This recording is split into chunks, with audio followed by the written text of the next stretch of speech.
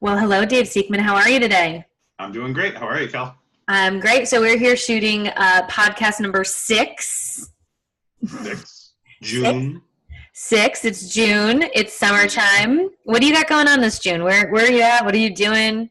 I'm pretty much all over. We have Elevate at the end of the month, which should be fun. I'm going to Totally. be in Michigan. I'm going to be in Pennsylvania, down south in Florida, and up here in Massachusetts a lot too. What about you? And what are your kids going to be doing when they get out of school? Well, they only have a couple of days in June, so we'll have more to tell with the kiddos in the July podcast. Okay. But we're going to try to get away for a couple of weekends. The weather's turned nice now. We're actually past the cold and the rain of the springy winter, winter we had, yeah, or the wintry spring. And happy Father's Day, because Father's Day obviously falls in June. So that'll be Thank you. exciting too. So June, so I'm taking a little vacation time. We're actually going to go to Washington, D.C. and see the Smithsonian and try to do some very Nice. American political type things because we haven't done D.C. as an adult. I'll be with you at Elevate, which I think will be super fun. And then just some client Yeah, visits Cleveland along. rocks. I'm sorry, what? I said Cleveland rocks. Yeah, Cleveland rocks. That's right. Going out to Ohio and some client stuff. And yeah, I really like June. It's a beautiful month up here, so I'm kind of hoping that I can stay around town and make some things happen too. Cool. Should be fun. I think so. So we are here today to talk about something very important, though. And Yes. I think this is kind of like a two-part podcast. The next one will be in July. So we're going to talk a little bit about how to avoid getting an objection. So I think you and I both believe by a strong sales process, we can avoid an objection. In July, we're going to talk about how to overcome sales objections in insurance if you get them. So if you like this one, we highly recommend subscribing to the podcast so you're alerted when the next one comes up. So Dave, I'm just curious, in your experience in running sales teams in insurance, how do you avoid an objection? That just seems like counterintuitive. In sales, you're just trained how to kill the objective. You don't really hear too much about avoiding objections. Yeah, well, I think we have to really clarify what are we trying to do when we say avoid an objection. What we're not trying to do is once we get an objection, sidestep it. You'll see in the July podcast how we'll talk about actually attacking an objection when it's actually raised. By avoiding objections, we're really talking more about preventing the objection from happening at all. So the customer not even coming up with this idea that, hey, maybe they want to put a roadblock here, or maybe they want to try to slow the process down. We're talking about a good, clean sales process that just takes them from gathering the information to presenting the quote to signing the app. Oh, that's awesome. And so when we look at how to avoid them altogether, what would you say are your top strategies? And then maybe we can talk about them a little bit more in depth. Sure. I think there's a number of ways you can do this, but I think they fall into two major buckets. The first is relationship building. So the better I like you, and the more that I like you, and the better our relationship is, the less I'm going to feel that I don't trust you and I want to kind of slow down here. So that's a little more passive approach where we're going to just engage with the customer a lot more, or the prospect a lot more. The other thing is going a little bit more specific by asking direct questions that will eliminate an objection later on. So by asking them something up front, they can't then come back later and say, hey, here's what I'm thinking, because we already got confirmation earlier that they were thinking something else. So getting some yeses.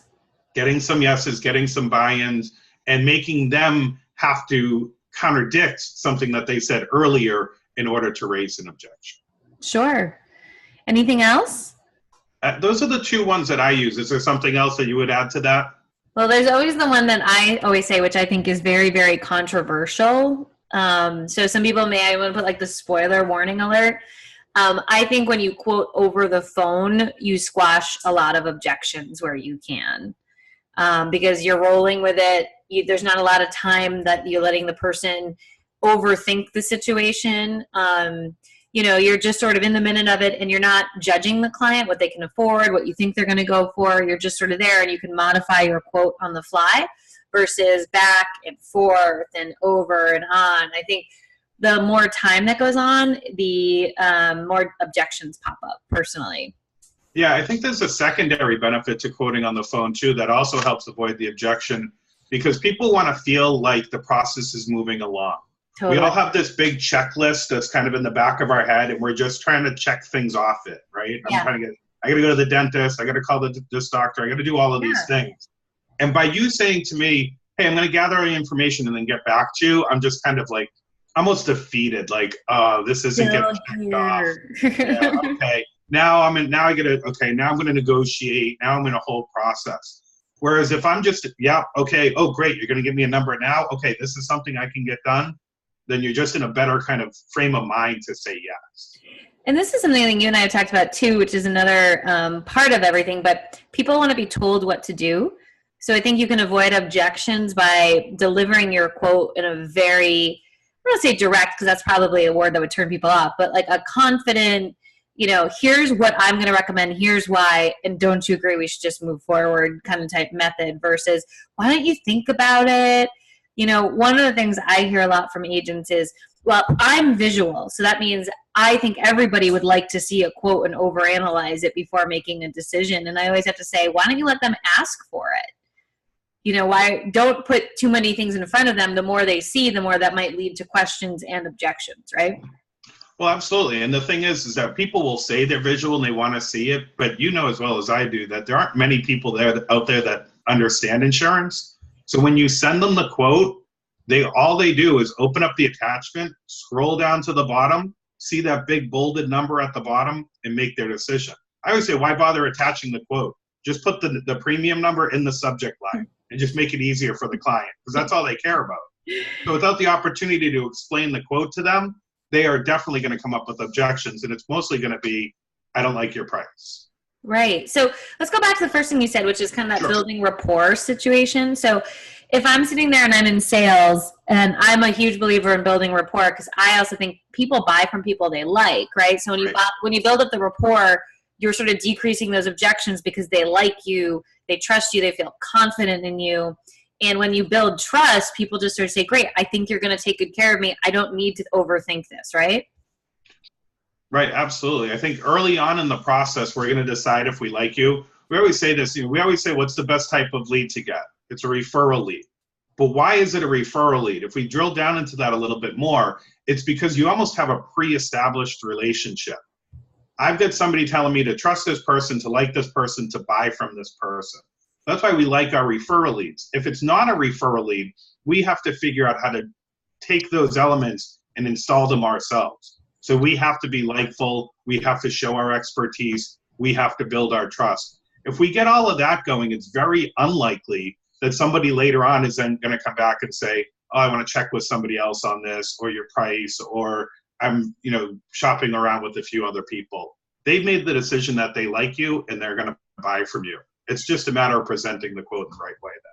Plus, don't you feel that when you sort of build rapport, people are more open, they share more details, which helps you get increased coverage and count rounds, and like you're really kind of thinking like, oh, this person could benefit from this because they're just more open in general. Yeah, absolutely. And I think even from an underwriting perspective, that helps, so that they're not trying to hide those little quirky things that could come back to bite you later. So they don't tell you about the dog. So you go through and you have this whole quote prepared, and then you find out at the end. And now you got to go quote them with someone else. And even though that was their fault, now they're looking at you like, well, why is this taking so long? Sure. So if you build that relationship up front, they're more honest with you. I know I need a new roof. I've got this dog. They tell you these things, which reduces the time, still builds that relationship. It helps you close, but it makes you more efficient in the process as well.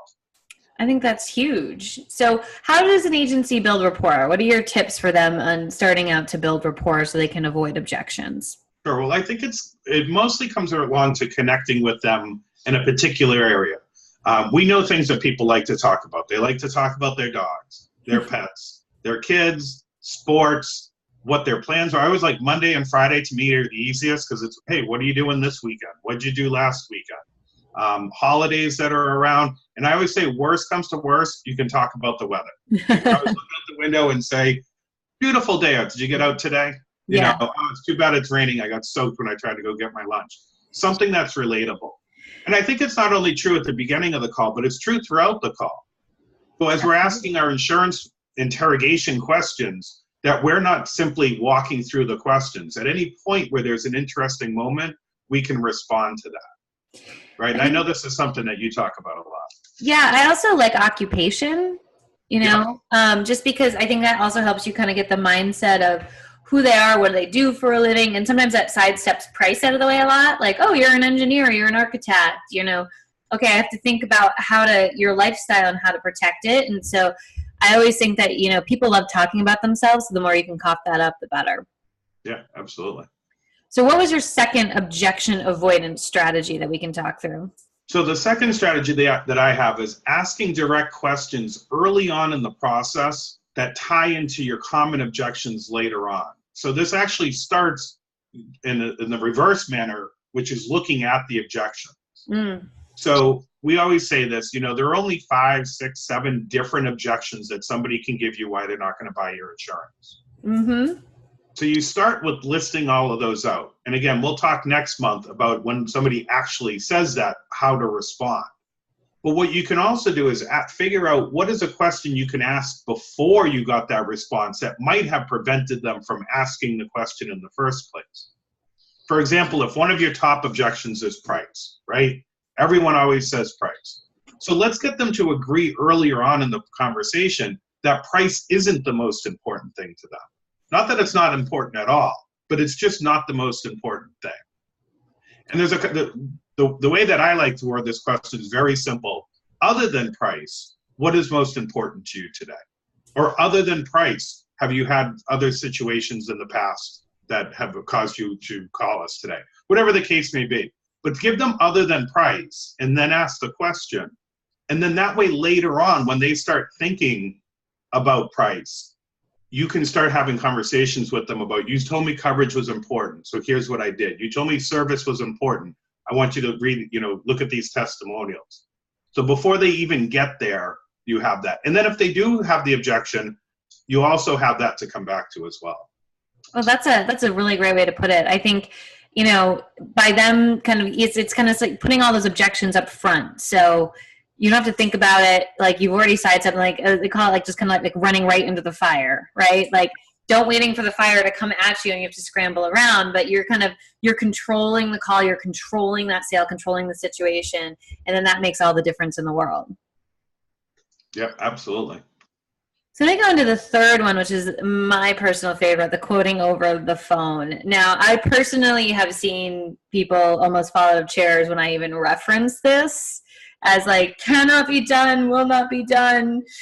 No one wants to sit on the phone that long, and I definitely have a lot of ways to overcome that. And I don't think you can do it on every account. Like you're not going to quote Coca-Cola over the phone, right? But for small bops, some target niche markets and commercial lines, home and auto, if you're using technology right, you're able to carry a conversation, you can quote over the phone. Would you agree with me, Dave? Yeah, well, and I think you said it earlier, we make these assumptions that I wouldn't want to do that, or I don't think other people want to do that. It's very easy to overcome that by just setting the expectation, hey, I'm going to get you a number by the time we get off the phone today. Do you have 25, 30, whatever the case may be, minutes in order for me to be able to help you? To me, it makes sense that people would rather spend 30 minutes with you and be done with it than spend 20 minutes with you, have to wait for a return call, maybe miss your call, do that whole dance. I agree. And I also think too that, 20 minutes, if you're having a good time and someone's very conversational, is a whole different 20 minutes than somebody sitting there doing this, like talking to themselves. I think where people get apprehensive about quoting over the phone is their confidence in, one, holding the conversation, and two, technology, right? So, well, in this case, this company's website, what if it's down? What if it's this? And I always tell people, one, you have to be conversational, but two, I don't necessarily believe we need to place somebody with the lowest quote we get because we firmed up 5 companies. I think we have to solve a person's challenges and then place them with a good company. Right. And so people always think I have to get the lowest quote. And I'm always hesitant because the lowest quote this year is going to be the not lowest quote next year, and you're causing potentially a remarket situation. Yeah, I think as long as you're making the client happy, which typically means getting them better coverage and maybe saving them a few dollars, then they're going to be willing to buy from you. Especially, again, if you've done all of the other things up front. Absolutely. Which is build the relationship, make the conversation somewhat easy to follow and not like a struggle and not an interrogation, not huge gaps in the conversation, not the clicking away stuff. So, when I hear people tell me that there's just no way, it's not possible, I'm always kind of leaning back in towards, okay, well, is it that you're uncomfortable or is it really just not possible? But I know in the agencies that we've been able to migrate them towards quoting on the phone, we sort of start easily with like just quoting remarkets on the phone, right? So for a lot of people, especially in personal lines, you have the information, you're just bridging it right over to your rater, and now, you can kind of work on the fly. And once I get that down, trying to quote new monoline auto on the phone or renters on the phone, then we get them to, monoline auto and renters, and you work your way up and it becomes more and more comfortable. But for the agencies that do get to do it, after a couple weeks, they always come back to me and say, that was so much easier. I have a better closing ratio. It's not hanging over my head, these piles of quotes, and I'm getting so many more yeses. I just had to get over it in my head a little bit. Yeah, absolutely. I also think there's estimating that can be done as well, right? You just mentioned renters, umbrellas, another one. Most agents have a pretty good idea what a renter's policy or an umbrella policy in the area is going to be. If you just say to somebody, if you're comfortable now, okay, I'm quoting my monoline auto over the phone. Hey, I know that if I add a renter's policy to this, that's going to be $200 increase. They're going to get about $150 decrease with the account credit.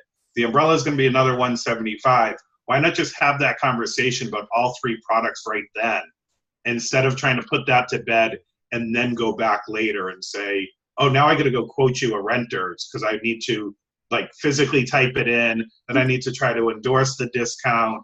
It's just too much effort for something that does not need to be that complicated. But Dave, here's the thing. When you talk to a lot of insurance agents, they want to be down to the penny, because one time they got burned by somebody where they were unclear or miscommunicated a price and had to go back and tell them it was more. So I think you can use some great verbiage on the estimating of, hey, if this is the range it's going to be in, shouldn't be any more than this. If there is, I'll call you with any questions. Yeah. And I also think on the quoting on the phone, when you get to the rater, you're getting an initial indication. And this is something that makes agents uncomfortable, but it's all the words you use. So before I'd move on to bridge, I'd say, hey, we haven't pulled any records yet, but this is the initial quotes we're coming in on. Are you ready to move forward? So we'll pull the reports and confirm your pricing.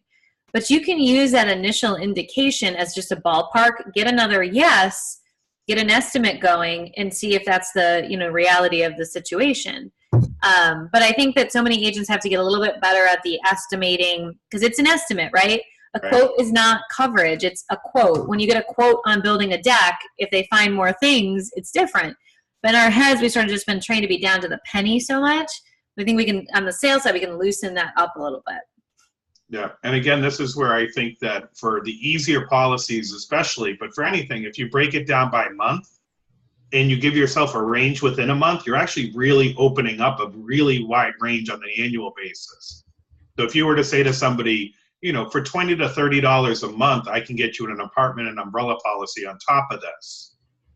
That's actually $120 range you've created on an annual basis. Huge. But for them, it's $20 to $30. Even if you come in at $32 or $33, you're still going to be close. I couldn't agree more. I just think in sales, you have to look at it not like an underwriter. You have to look at it, what's the easiest and convenient for the other person? What gets you the most yeses? And even if someone says, hey, I don't have time for all that, just keeping on it and let them kind of say, hey, how much longer is this going to take? Yeah. Because the farther you get down the sales process, the better off you're going to be. And the way we like to explain it to agents is you always go with your plan A unless you can't, right? So the ideal plan A is to build a lot of rapport, ask your direct questions, quote on the phone, and get a confirmed yes and send out the apps. For a lot of agents, they always think about all the choose your own adventure novel. Well, what if? I'm like, well, that's plan B. Then you go off to plan B, but you should always try to stay on your track of plan A and let only plan B deter you.